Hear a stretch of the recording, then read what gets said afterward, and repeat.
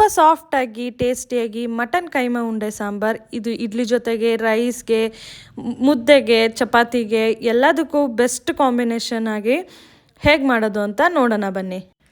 ಹಾಗೆ ಕೈಮಾ ಉಂಡೆ ಒಡೆದೋಗುತ್ತೆ ಅಂತ ಎಷ್ಟೋ ಜನ ಕೈಮಾ ಉಂಡೆ ಸಾಂಬಾರೇ ಮಾಡೋದಿಲ್ಲ.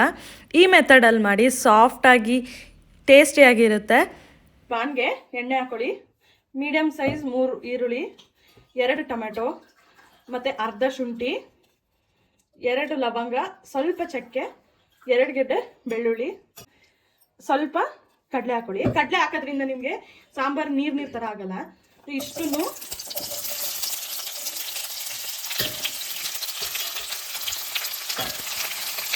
ಎಲ್ಲನೂ ಒಟ್ಟಿಗೆ ಎಣ್ಣೆಗೆ ಹಾಕೊಂಡು ಫ್ರೈ ಮಾಡ್ಕೊಳ್ಳಿ. ಇದು ಮಸಾಲ ಸಾಂಬಾರು ಮಸಾಲ ಮಾಡೋದಕ್ಕೆ. ಕೆಲವೊಬ್ರು ಹಾಗೆ ರುಬ್ಬಕ್ಕೆ ಹಾಕೋತಾರೆ. ಸೊ ಈ ಥರ ಉರಿಯೋದ್ರಿಂದ ಟೇಸ್ಟು ಚೆನ್ನಾಗಿ ಬರುತ್ತೆ ಸಾಂಬಾರ್ದು.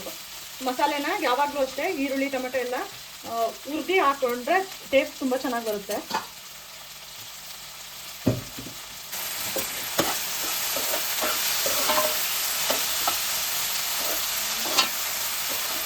ಇದಿಷ್ಟು ಹಸಿ ವಾಸನೆ ಹೋಗೋ ಥರ ಹುರ್ಕೊಳ್ಳಿ.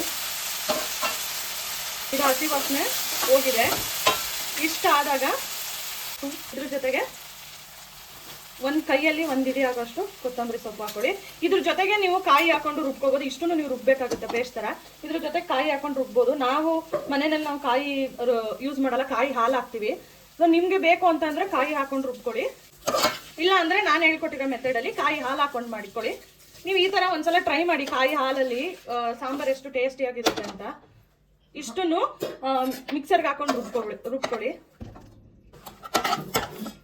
ಎಲ್ಲನೂ ಪೇಸ್ಟ್ ಮಾಡ್ಕೊಳ್ಳಿ. ಎಷ್ಟೊಂದು ಜನಕ್ಕೆ ಆಸಿಡಿಟಿ ಇರುತ್ತೆ, ಗ್ಯಾಸ್ಟ್ರಿಕ್ ಪ್ರಾಬ್ಲಮ್ ಇರುತ್ತೆ. ಸೊ ಅಂಥವರು ಕಾಯಿ ತುಂಬ ಯೂಸ್ ಮಾಡೋ ಬದಲು ಕಾಯಿ ಹಾಲಲ್ಲಿ ಮಾಡಿಕೊಂಡ್ರೆ ನಿಮಗೆ ಗ್ಯಾಸ್ಟ್ರಿಕ್ ಆಗಲಿ ಏನೇ ಆಗಲಿ ಬರೋದಿಲ್ಲ. ತುಂಬ ಮಸಾಲೆ ಅಂತ ಅನ್ಸಲ್ಲ ಸಾಂಬಾರು. ಒಂದ್ಸಲ ಈ ಥರನೂ ಟ್ರೈ ಮಾಡಿ. ಇದು ನಮ್ಮಮ್ಮ ನನಗೆ ಯಾವಾಗಲೂ ಅಷ್ಟೇ, ನಮ್ಮಮ್ಮ ಕಾಯಿ ಹಾಲಲ್ಲೇ ಅವ್ರು ಸಾಂಬಾರು ಮಾಡೋದು, ಎಷ್ಟೇ ಸಾಂಬಾರು ಮಾಡಬೇಕಾದ್ರೂ. ಸೊ ಅದನ್ನ ನೋಡಿ ನಾನು ಕಲ್ತು ನಾನು ಹಾಗೆ ಮಾಡ್ತೀನಿ. ಸೊ ರುಬ್ಬಿಟ್ಕೊಂಡಿರೋ ಪೇಸ್ಟ್ ಇದೆ, ನೀವು ಅದೆಲ್ಲನೂ ಹಾಕಿ ರುಬ್ಕೊಳ್ಳಿ. ರುಬ್ಬಿದ್ಮೇಲೆ ಇದಕ್ಕೇ 2 ಸ್ಪೂನು ಖಾರದ ಪುಡಿ ನಾನು ಹಾಕೋತಿದ್ದೀನಿ. ನಿಮ್ಗೆ ಎಷ್ಟು ಖಾರ ಬೇಕಾಗುತ್ತೆ ಆ ಥರ ನೀವು ಹಾಕೊಳ್ಳಿ. ಇದು ಮಟನ್ ಸಾಂಬಾರ್ದು ನಮ್ಮ ಮನೇಲಿ ಮಾಡೋ ಖಾರದ ಪುಡಿನ ಹಾಕ್ತಾಯಿದ್ದೀನಿ. ಸೊ ನಿಮಗೆ ಮಟನ್ ಸಾಂಬಾರ್ದು ಬೇಳೆ ಸಾಂಬಾರ್ದು ನಾವು ಸಪ್ರೇಟ್ ಮಾಡ್ಕೊತೀವಿ. ನಿಮಗೆ ರೆಸಿಪಿ ಬೇಕಿದ್ರೆ ಕಮೆಂಟ್ ಮಾಡಿ. ಅರ್ಧ kg ಮಟನ್ ಇದೆ. ಇದನ್ನ ಮಿಕ್ಸಿಗೆ ಹಾಕಿ, ಅವರು ಆಲ್ರೆಡಿ ಕೈಮಾ ಮಾಡಿರ್ತಾರೆ, ಬಟ್ ಆದ್ರೂ ನಾವು ಸ್ವಲ್ಪ 2 ಪಲ್ಸ್ ಆಗೋ ಥರ ರುಬ್ಬೇಕು. ತುಂಬ ಪೇಸ್ಟಾಗೂ ಮಾಡೋಕೆ ಹೋಗ್ಬೇಡಿ. ಕೈಮಾ ತುಂಬ ಆಡಿಸ್ಬೇಡಿ.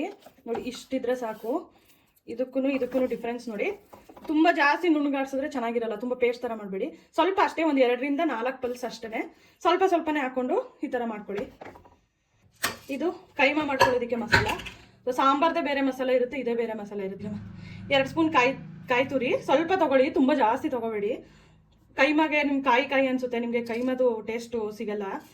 2 ಲವಂಗ, ಸ್ವಲ್ಪ ಚಕ್ಕೆ, ಅರ್ಧ ಸ್ಪೂನ್ ಮೆಣಸು, ಮತ್ತು ಅರ್ಧ ಶುಂಠಿ, ಇಲ್ಲಿ 1 ಗೆಡ್ಡೆ ಬೆಳ್ಳುಳ್ಳಿ. ಅದಕ್ಕೂ ಹಾಕ್ಬೇಕಾಗುತ್ತೆ, ಇದಕ್ಕೂ ಹಾಕ್ಬೇಕಾಗುತ್ತೆ. ನೀವು ಇಷ್ಟನ್ನು ಇದನ್ನ ರುಬ್ಕೊಳ್ಳಿ. ಸ್ವಲ್ಪ ನೀರು ಹಾಕೊಳ್ಳಿ. ಜಾಸ್ತಿ ನೀರು ಹಾಕೊಂಡು ಪೇಸ್ಟ್ ಥರ ಎಲ್ಲ ಮಾಡ್ಕೊಳ್ಳೋದು ಬೇಡ. ಈ ಕೈಮಾಗೆ ಇವಾಗ ರುಬ್ಬಿಟ್ವಲ್ಲ ಅದು ಮಸಾಲ ಹಾಕೊಳ್ಳಿ. ನೋಡಿ ನೀರು ಥರ ರುಬ್ಬೇಡಿ, ತರತರಿಯಾಗಿ ಈ ಥರ ಸ್ವಲ್ಪ ನೀರು ಹಾಕ್ಕೊಂಡು ರುಬ್ಕೊಳ್ಳಿ. ಇದಕ್ಕೆ 2 ಸ್ಪೂನು ಕಡಲೆ ಪುಡಿ ಮಾಡಿ ಇಟ್ಕೊಂಡು ಕಡಲೆ ಪುಡಿ ಹಾಕಿ. ರುಚಿಗೆ ಎಷ್ಟು ಬೇಕೋ ಅಷ್ಟು ಉಪ್ಪು ಹಾಕೊಳ್ಳಿ. ಸ್ವಲ್ಪ ಖಾರದ ಪುಡಿ ಹಾಕಿ. 1 ಸ್ಪೂನ್ ಹಾಕಿದ್ರೆ ಸಾಕಾಗುತ್ತೆ. ಇನ್ನೊಂದು ಸ್ವಲ್ಪ ಬೇಕು ಅಂತಂದರೆ ನೀವು ಮೆಣಸು ಹಾಕಿರ್ತೀರಾ, ಸೊ ನೋಡಿಕೊಂಡು ಹಾಕೊಳ್ಳಿ. ನಿಮಗೆ ಖಾರ ಹೆಂಗೆ ತಿಂತೀರಾ ಆ ಥರ ಹಾಕೊಳ್ಳಿ. ಅದ್ರ ಜೊತೆಗೆ ಸಣ್ಣಕ್ಕೆ ಚಾಪ್ ಮಾಡಿರೋದು ಕೊತ್ತಂಬರಿ ಸೊಪ್ಪು ಹಾಕಿ. ಮತ್ತು ಇದಕ್ಕೆ 1 ಮೊಟ್ಟೆ ಹಾಕೊಳ್ಳಿ. ಮೊಟ್ಟೆ ಹಾಕೋದ್ರಿಂದ ನಿಮಗೆ ಕೈಮಾ ಉಂಡೆ ತುಂಬ ಸ್ಮೂತಾಗಿ ಬರುತ್ತೆ ಆ್ಯಂಡ್ ಒಡೆಯೋದಿಲ್ಲ. ನೀವು ಕೈಮಾ ಹೇಗೆ ಮಾಡಿರ್ತೀರ ಅದೇ ಥರ ಬರುತ್ತೆ. ಎಲ್ಲನೂ ಕಂಪ್ಲೀಟ್ ಎಲ್ಲ ಮಿಕ್ಸ್ ಮಾಡ್ಕೊಳ್ಳಿ. ನಾನು ಮಾಡ್ತಾಯಿದ್ದೀನಿ ಅಷ್ಟೇ. ಇದು ನಮ್ಮಮ್ಮ ನನಗೆ ನಿಂತ್ಕೊಂಡು ಹೇಳ್ಕೊಡ್ತಾ ಇದ್ದಾರೆ. ನನಗಂತೂ ಇದೇ ಫಸ್ಟ್ ಟೈಮ್ ನಾನು ಮಾಡ್ತಾ ಇರೋದು. ನನಗೂ ಕೈಮಾ ಉಂಡೆ ಮಾಡೋ ರೆಸಿಪಿ ನನಗೂ ಗೊತ್ತಿಲ್ಲ. ಸೊ ನಮ್ಮಮ್ಮ ಮಾತಾಡಲ್ಲ ಅಂತ ಹೇಳಿದ್ರು, ಹಾಗಾಗಿ ನಾನೇ ಮಾಡ್ತಾಯಿದ್ದೀನಿ. ಸೊ ನಮ್ಮಮ್ಮ ನಿಂತ್ಕೊಂಡು ಇಲ್ಲ ಪಕ್ಕದಲ್ಲಿ ಹೇಳ್ಕೊಡ್ತಾ ಇದ್ದಾರೆ. ಈ ಪ್ರೊಸೀಜರಲ್ಲಿ ಮಾಡಿ. ಇದು ಕಲಸಿದಾಗಿದೆ. ಟೇಸ್ಟು ಲಾಸ್ಟಲ್ಲಿ ನೋಡಿಕೊಂಡು ಉಪ್ಪು ಖಾರ ನಿಮಗೆ ಬೇಕು ಅಂತಂದರೆ ಅಡ್ಜಸ್ಟ್ ಮಾಡ್ಕೊಳ್ಳಿ. ಸ್ವಲ್ಪ ಉಪ್ಪು ಸ್ವಲ್ಪ ಖಾರ ಜಾಸ್ತಿ ಆದ್ರೂ ಏನು ತೊಂದರೆ ಇಲ್ಲ, ನೀವು ಸಾಂಬಾರ್ಗೆ ಹಾಕ್ತೀರಲ್ವ. ಸೊ ಹಂಗಾಗಿ ಮ್ಯಾನೇಜ್ ಆಗುತ್ತೆ. ಇದು ಉಂಡೆ ಆದಮೇಲೆ ಕೈಗೆ ಸ್ವಲ್ಪ ನೀರು ಈ ಥರ ಅದ್ಕೊಳ್ಳಿ. ಅದ್ಕೊಂಡು ಜಸ್ಟ್ ಸಿಂಪಲಾಗಿ ಈ ಥರ ಉಂಡೆ ಕಟ್ಕೊಳ್ಳಿ.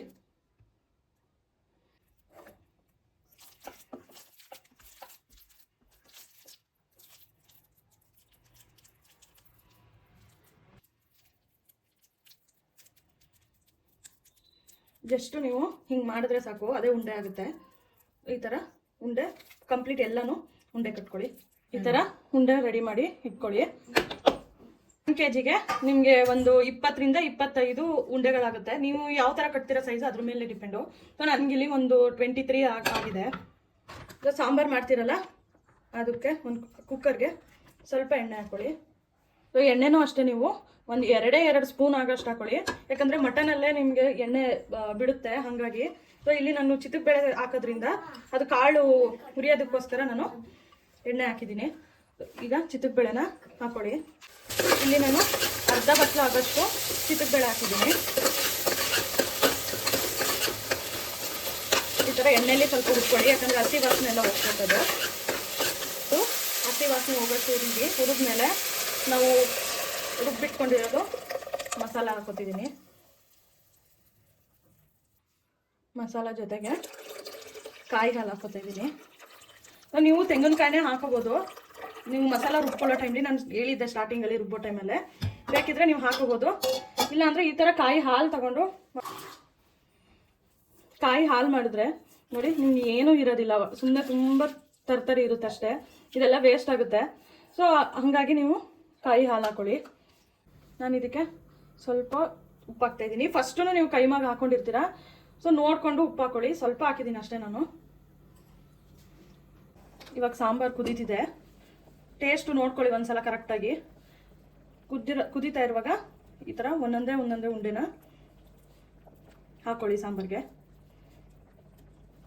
ನೀವು ಇದನ್ನು ಎಣ್ಣೆಲೂ ಕೂಡ ಹಾಗೆ ಫ್ರೈ ಮಾಡಿಕೊಂಡು ಹಾಗೇ ತಿನ್ಬೋದು. ಸೊ ನಾನು ಸುಮ್ಮನೆ ಎಣ್ಣೆ ಹಾಕಿ ಶಾಲೋ ಫ್ರೈ ಥರ ಮಾಡಿಕೊಂಡು ತಿಂತೀನಿ ಅಂದರೆ ಆ ಥರನೂ ತಿನ್ಬೋದು ಮಕ್ಳಿಗೆ. ಇಲ್ಲ ಅಂತಂದರೆ ಇದನ್ನೇ ಡೀಪ್ ಫ್ರೈ ಮಾಡಿಕೊಂಡು ಹಂಗೂ ತಿನ್ಬೋದು. ಎಲ್ಲ ಉಂಡೆಗಳನ್ನು ಈ ಥರ ಒಂದೊಂದೇ ಹಾಕೊಳ್ಳಿ. ಎಲ್ಲ ಹಾಕಿದ್ಮೇಲೆ ನೀವು ಸೌಟಲ್ಲಿ ಈ ಥರ ಎಲ್ಲ ಮಿಕ್ಸ್ ಮಾಡೋಕೆ ಹೋಗ್ಬಿಡಿ, ಯಾಕಂದರೆ ಒಡೆದೋಗುತ್ತೆ. ಹಾಗಾಗಿ ಜಸ್ಟ್ ಎಲ್ಲ ಒಂದ್ಸಲ ಎಲ್ಲನೂ ಮಿಕ್ಸ್ ಮಾಡಿ ಟೇಸ್ಟ್ ಮಾಡಿದ್ಮೇಲೆ ಆಮೇಲೆ ಕೈಮಾ ಉಂಡೆಗಳನ್ನ ಹಾಕೊಳ್ಳಿ. ಹಾಕೊಂಡ್ಮೇಲೆ ಇವಾಗ ನಾನು ಕ್ಯಾಪ್ ಹಾಕ್ತಿದ್ದೀನಿ. 3 ವಿಷಲ್ ಹಾಕಿದ್ರೆ ಸಾಕು. ಇದಾಗಿದೆ. ಇವಾಗ 3 ವಿಷಲ್ ಆದಮೇಲೆ ತೆಕ್ಕೊಳ್ಳಿ. ನಾನು ಹೇಳಿದ್ದೆ ಅಲ್ವಾ ಸಾಂಬಾರಲ್ಲಿ ನಿಮಗೆ ಮಟನಲ್ಲೇ ಎಣ್ಣೆ ಬಿಡುತ್ತೆ ಅಂತ. ನಾನು ಹಾಕಿದೆ 2 ಸ್ಪೂನು. ಸೊ ನೀವು ನೋಡ್ಬೋದು ಮೇಲ್ಗಡೆನೇ ಹಾಗೆ ತೇಳ್ಕೊಂಡು ಬಂದಿದೆ ಮಟನ್ನು. ನೋಡಿ ಒಂದು ಉಂಡೆ ಕೂಡ ನಿಮಗೆ ಹೊಡೆದಿಲ್ಲ. ನಾವು ಹೇಗೆ ಹಾಕಿದ್ವಿ ಅದೇ ಥರ ಬಂದಿದೆ. ಈ ಪ್ರೊಸೀಜರಲ್ಲಿ ಮಾಡಿ. ಸೊ ನಿಮಗೆ ಕೈಮಾ ಉಂಡೆನೂ ಹೊಡೆಯಲ್ಲ ಆ್ಯಂಡ್ ಟೇಸ್ಟ್ ಕೂಡ ಚೆನ್ನಾಗಿರುತ್ತೆ. ನೀವು ಇಲ್ಲಿ ನೋಡ್ಬೋದು ಎಷ್ಟು ಸಾಫ್ಟಾಗಿ ಆಗಿದೆ ಅಂತ. ಒಳಗಡೆನೂ ಬೆಂದಿರುತ್ತೆ. ತುಂಬ ಈಸಿಯಾಗಿ, ಸ್ವಲ್ಪ ಪ್ರೊಸೀಜರ್ ಜಾಸ್ತಿ ಇರುತ್ತೆ ಅಷ್ಟು ಬಿಟ್ಟು ತುಂಬ ಟೇಸ್ಟಿಯಾಗಿರುತ್ತೆ ಆ್ಯಂಡ್ ಒಂದು ಉಂಡೆನೂ ಕೂಡ ಹೊಡೆಯಲ್ಲ. ಸೊ ಈ ಥರ ನೀವು ಒಂದ್ಸಲ ಟ್ರೈ ಮಾಡಿ ಹೇಗಿತ್ತು ಅಂತ ಕಮೆಂಟಲ್ಲಿ ತಿಳಿಸಿ. ನಿಮಗೆ ಬೇರೆ ಯಾವುದಾದ್ರೂ ರೆಸಿಪೀಸ್ ಬೇಕು ಅಂತಂದರೆ ಕಮೆಂಟ್ ಮಾಡಿ. ವಿಡಿಯೋಸ್ ನಿಮಗೂ ಇಷ್ಟ ಆಗಿದ್ದರೆ ಲೈಕ್ ಮಾಡಿ, ಶೇರ್ ಮಾಡಿ, ನನ್ನ ಚಾನಲ್ನ ಸಬ್ಸ್ಕ್ರೈಬ್ ಮಾಡಿ. Thank you.